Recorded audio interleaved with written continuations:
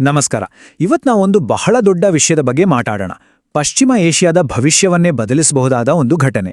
ಇರಾನ್ನ ರಾಜಧಾನಿ ಟೆಹರಾನ್ನಿಂದ ಬಂದಿರೋ ಈ ಸುದ್ದಿ ಒಂದು ರೀತಿ ಭೂಕಂಪನದ ಹಾಗೆ. ಇದು ಕೇವಲ ಒಂದು ದಾಳಿಯಲ್ಲ, ಬದಲಿಗೆ 1979ರ ಇಸ್ಲಾಮಿಕ್ ಕ್ರಾಂತಿಯನ್ನೇ ಬುಡುಮೇಲು ಮಾಡುವ ಪ್ರಯತ್ನನ. ನೋಡಿ, ಈ ಪ್ರಶ್ನೆಯೇ ಇವತ್ತಿನ ನಮ್ಮ ಚರ್ಚೆಯ ಕೇಂದ್ರಬಿಂದು. ಅಮೆರಿಕ ಮತ್ತು ಇಸ್ರೇಲ್ನ ಜಂಟಿ ದಾಳಿ ಇರಾನ್ನ ಇತಿಹಾಸದ ದಿಕ್ಕನ್ನೇ ಬದಲಿಸಲು ಹೊರಟಿದೆ. ಆದರೆ ಸುಮಾರು 45 ವರ್ಷಗಳ ಕಾಲ ಆಳವಾಗಿ ಬೇರೂರಿರೋ ಒಂದು ಕ್ರಾಂತಿಯನ್ನ ನಿಜವಾಗಿಯೂ ಹಿಮ್ಮೆಟ್ಟಿಸೋಕಾಗುತ್ತಾ? ಸರಿ, ಹಾಗಾದ್ರೆ ಬನ್ನಿ ಈ ವಿಷಯದ ಆಳಕ್ಕೆ ಇಳಿದು ನೋಡೋಣ. ನಮ್ಮ ವಿಶ್ಲೇಷಣೆಯ ಮೊದಲನೇ ಭಾಗದಲ್ಲಿ ಇದನ್ನ ಅರ್ಥ ಮಾಡ್ಕೊಡೋಣ. ಇದು ಕೇವಲ ಒಂದು ಮಿಲಿಟರಿ ಆಪರೇಷನ್ ಅಲ್ಲ, ಬದಲಿಗೆ ಒಂದು ದೇಶದ 45 ವರ್ಷಗಳ ಚರಿತ್ರೆಯನ್ನೇ ಅಳಿಸಿ ಹಾಕಲು ನಡೆಯುತ್ತಿರೋ ಒಂದು ದೊಡ್ಡ ಪ್ರಯತ್ನ. 1979ರಲ್ಲಿ ಇಸ್ಲಾಮಿಕ್ ಕ್ರಾಂತಿ ಇರಾನ್ನಲ್ಲಿ ಧಾರ್ಮಿಕ ಆಳ್ವಿಕೆಯನ್ನು ಶುರುಮಾಡಿತು. 80ರ ದಶಕದಲ್ಲಿ ಇರಾನ್ ತನ್ನ ಈ ಕ್ರಾಂತಿಕಾರಿ ಸಿದ್ಧಾಂತವನ್ನು ಪಶ್ಚಿಮ ಏಷ್ಯಾದ ಬೇರೆ ದೇಶಗಳಿಗೂ ಹರಡೋಕೆ ಪ್ರಯತ್ನಿಸಿತು. 2000ನೇ ಇಸ್ವಿಯ ನಂತರ ದೇಶದ ಒಳಗೆ ಯಾರೆಲ್ಲ ವಿರೋಧ ವ್ಯಕ್ತಪಡಿಸಿದ್ರೋ ಅವರನ್ನೆಲ್ಲ ಸರ್ಕಾರ ಉಕ್ಕಿನ ಮುಷ್ಟಿಯಿಂದ ಹತ್ತಿಕ್ಕಿತು. ಆದರೆ ಈಗ ನೋಡಿ, ಸೀದಾ ಆಡಳಿತವನ್ನೇ ಬದಲಾಯಿಸೋ ಗುರಿಯೊಂದಿಗೆ ಈ ಜಂಟಿ ದಾಳಿ ನಡೆದಿದೆ. ಹಾಗಾದ್ರೆ ಈ ಇಸ್ಲಾಮಿಕ್ ಗಣರಾಜ್ಯ ಅಂದ್ರೆ ಏನು? ಅದರ ರಚನೆ ಹೇಗಿದೆ? ಇದು ತುಂಬಾ ವಿಶಿಷ್ಟವಾದ ವ್ಯವಸ್ಥೆ. ಇಲ್ಲಿ ಸುಪ್ರೀಂ ಲೀಡರ್ ಅಂತ ಇರ್ತಾರೆ. ಅವರೇ ದೇಶದ ಅಂತಿಮ ಧಾರ್ಮಿಕ ಮತ್ತು ರಾಜಕೀಯ ಶಕ್ತಿ.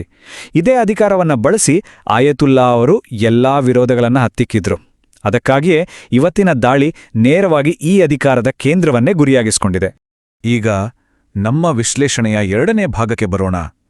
ದಾಳಿಯ ನಂತರ ಏನಾಗ್ತಿದೆ? ಟೆಹರಾನ್ನ ಬೀದಿಗಳಲ್ಲಿ ಈಗ ಅಧಿಕಾರಕ್ಕಾಗಿ ಒಂದು ಆಂತರಿಕ ಹೋರಾಟ ಶುರುವಾಗಿದೆ. ಇರಾನ್ನ ಭವಿಷ್ಯ ಅಕ್ಷರಶಃ ಒಂದು ಕತ್ತಿಯಂಚಿನ ಮೇಲೆ ನಿಂತಿದೆ.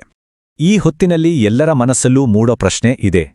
ಸರ್ವೋಚ್ಚ ನಾಯಕನ ಹತ್ಯೆಯಾಗಿದೆ ಅನ್ನೋ ವದಂತಿ ನಿಜವೇ ಆಗಿದ್ರೆ ಈ ಇಸ್ಲಾಮಿಕ್ ಗಣರಾಜ್ಯ ಉಳಿಯುತ್ತಾ?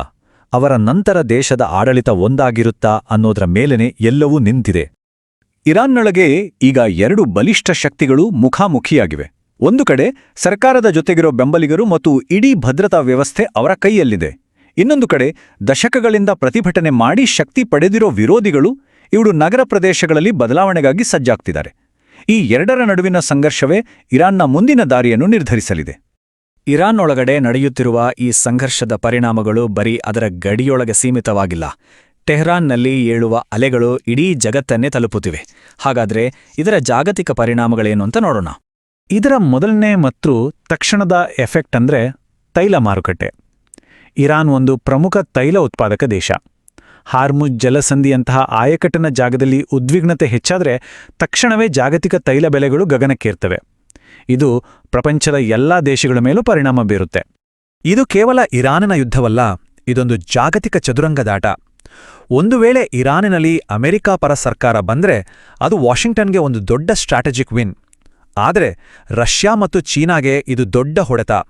ಯಾಕಂದ್ರೆ ಬ್ರಿಕ್ಸ್ ಮತ್ತು SCO ನಂತಹ ವೇದಿಕೆಗಳ ಮೂಲಕ ಅವರು ಗಳಿಸಿದ ಪ್ರಭಾವವನ್ನು ಕಳೆದುಕೊಳ್ಳುವ ಅಪಾಯವಿದೆ. ಇದು ಪಶ್ಚಿಮ ಏಷ್ಯಾದ ಪವರ್ ಬ್ಯಾಲೆನ್ಸನ್ನೇ ತಲೆಕೆಳಗಾಗಿಸಬಹುದು. ಈ ಜಾಗತಿಕ ಬಿಕ್ಕಟ್ಟಿನ ಮಧ್ಯೆ ನಮ್ಮ ದೇಶ ಭಾರತದ ಪರಿಸ್ಥಿತಿ ಏನು? ಪಶ್ಚಿಮ ಏಷ್ಯಾದಲ್ಲಿ ಭಾರತದ ಹಿತಾಸಕ್ತಿಗಳು ಬಹಳಷ್ಟಿವೆ. ಹಾಗಾಗಿ ಈ ಸಂಘರ್ಷದ ನಡುವೆ ಭಾರತ ಒಂದು ರೀತಿ ಕತ್ತಿಯಂಚಿನ ಮೇಲೆ ನಡಿಬೇಕಾದ ಪರಿಸ್ಥಿತಿಯಲ್ಲಿದೆ. ಒಂದು ಕ್ಷಣ ಯೋಚನೆ ಮಾಡಿ, ಗಲ್ಫ್ ದೇಶಗಳಲ್ಲಿ 90 ಲಕ್ಷಕ್ಕೂ ಹೆಚ್ಚು ಭಾರತೀಯರು ವಾಸಿಸುತ್ತಿದ್ದಾರೆ ಮತ್ತು ಕೆಲಸ ಮಾಡುತ್ತಿದ್ದಾರೆ. ಇದು ವಿದೇಶದಲ್ಲಿರುವ ನಮ್ಮ ಅತಿ ದೊಡ್ಡ ಸಮುದಾಯಗಳಲ್ಲಿ ಒಂದು. ಅವರ ಸುರಕ್ಷತೆ ಭಾರತಕ್ಕೆ ಅತಿ ಮುಖ್ಯವಾದ ವಿಷಯ. ಇನ್ನು ಆರ್ಥಿಕವಾಗಿ ನೋಡಿದ್ರೆ ಗಲ್ಫ್ ಪ್ರದೇಶದ ಮಹತ್ವ ಇನ್ನೂ ದೊಡ್ಡದು. 2023-24ರಲ್ಲಿ ಭಾರತಕ್ಕೆ ಸುಮಾರು $118.7 ಬಿಲಿಯನ್ ವಿದೇಶಿ ಹಣ ಬಂದಿದೆ. ಇದರಲ್ಲಿ UAE ಮತ್ತು ಸೌದಿ ಅರೇಬಿಯಾದ ಪಾಲು ತುಂಬಾ ದೊಡ್ಡದು. ಇದು ನಮ್ಮ ದೇಶದ ಆರ್ಥಿಕತೆಗೆ ಒಂದು ರೀತಿ ಲೈಫ್ ಲೈನ್ ಇದ್ದ ಹಾಗೆ. ಇದು ಕೇವಲ ಹಣಕಾಸಿನ ವಿಷಯ ಮಾತ್ರ ಅಲ್ಲ, ನಮ್ಮ ಜನರ ನಡುವಿನ ಸಂಬಂಧವೂ ಅಷ್ಟೇ ಆಳವಾಗಿದೆ. 2025ರ ಹೊತ್ತಿಗೆ ಸುಮಾರು 86 ಲಕ್ಷ ಭಾರತೀಯರು UAEಗೆ, 34 ಲಕ್ಷ ಸೌದಿ ಅರೇಬಿಯಾಗೆ ಮತ್ತು 11 ಲಕ್ಷ ಕತಾರ್ಗೆ ಪ್ರಯಾಣ ಮಾಡ್ತಾರೆ ಅಂತ ಅಂದಾಜಿಸಲಾಗಿದೆ. ಇದು ಈ ಪ್ರದೇಶದೊಂದಿಗೆ ನಮಗಿರೋ ಆಳವಾದ ಮಾನವ ಸಂಪರ್ಕವನ್ನು ತೋರಿಸುತ್ತೆ. ಹಾಗಾಗಿ ಭಾರತದ ಮುಂದಿರೋ ದಾರಿ ತುಂಬಾನೇ ಸ್ಪಷ್ಟವಾಗಿದೆ. ಈ ದೊಡ್ಡ ಬದಲಾವಣೆಗಳಿಗೆ ನಾವು ಹೊಂದಿಕೊಳ್ಳೇಬೇಕು. ಇಲ್ಲದಿದ್ರೆ ಇಂಧನ ಪೂರೈಕೆ, ನಮ್ಮ ಪ್ರಾದೇಶಿಕ ಸಂಬಂಧಗಳು ಮತ್ತು ಭದ್ರತೆಯ ವಿಷಯದಲ್ಲಿ ದೊಡ್ಡ ಅಪಾಯಗಳನ್ನ ಎದುರಿಸಬೇಕಾಗತ್ತೆ. ಈಗ ನಾವು ನಮ್ಮ ವಿಶ್ಲೇಷಣೆಯ ಕೊನೆಯ ಹಂತಕ್ಕೆ ಬಂದಿದ್ದೇವೆ. ಟೆಹರಾನಿಂದ ಬೀಸುತ್ತಿರುವ ಈ ಬದಲಾವಣೆಯ ಗಾಳಿ ಕೇವಲ ಒಂದು ದೇಶದ ಕಥೆಯಲ್ಲ. ಇದು ಇಡೀ ಪಶ್ಚಿಮ ಏಷ್ಯಾ ಮತ್ತು ಜಗತ್ತಿಗೆ ಒಂದು ಹೊಸ ಯುಗದ ಆರಂಭ ಅನ್ನಬಹುದು. ಟೆಹರಾನ್ನಲ್ಲಿ ಏನು ನಡೆಯುತ್ತದೆಯೋ ಅದು ಪಶ್ಚಿಮ ಏಷ್ಯಾ ಮತ್ತು ಇಡೀ ಅಂತಾರಾಷ್ಟ್ರೀಯ ವ್ಯವಸ್ಥೆಯ ಮೇಲೆ ಒಂದು ದೀರ್ಘವಾದ ನೆರಳನ್ನು ಬೀರಲಿದೆ. ಇದರ ಪರಿಣಾಮ ಪ್ರಾದೇಶಿಕ ರಾಜಕೀಯ, ಜಾಗತಿಕ ಇಂಧನ ಮಾರುಕಟ್ಟೆ ಮತ್ತು ಮಹಾಶಕ್ತಿಗಳ ನಡುವಿನ ಪೈಪೋಟಿಯ ಮೇಲೆ ಬಹಳ ಕಾಲ ಉಳಿಯಬಹುದು. ಹಾಗಾದ್ರೆ ಕೊನೆಯದಾಗಿ ಉಳಿಯೋ ಪ್ರಶ್ನೆಯೇನು? ಒಂದು ಹೊಸ ಇರಾನ್ ಹುಟ್ಟಿದೆ, ಆದರೆ ಅದರ ಭವಿಷ್ಯ ಇನ್ನೂ ಅನಿಶ್ಚಿತ. ಮುಂದಿನ ದಿನಗಳಲ್ಲಿ ಈ ಹೊಸ ಇರಾನಿನ ನೆರಳು ಇಡೀ ಪ್ರಪಂಚದ ಮೇಲೆ ಹೇಗೆ ಬೀಳಲಿದೆ? ಕಾದು ನೋಡಬೇಕು.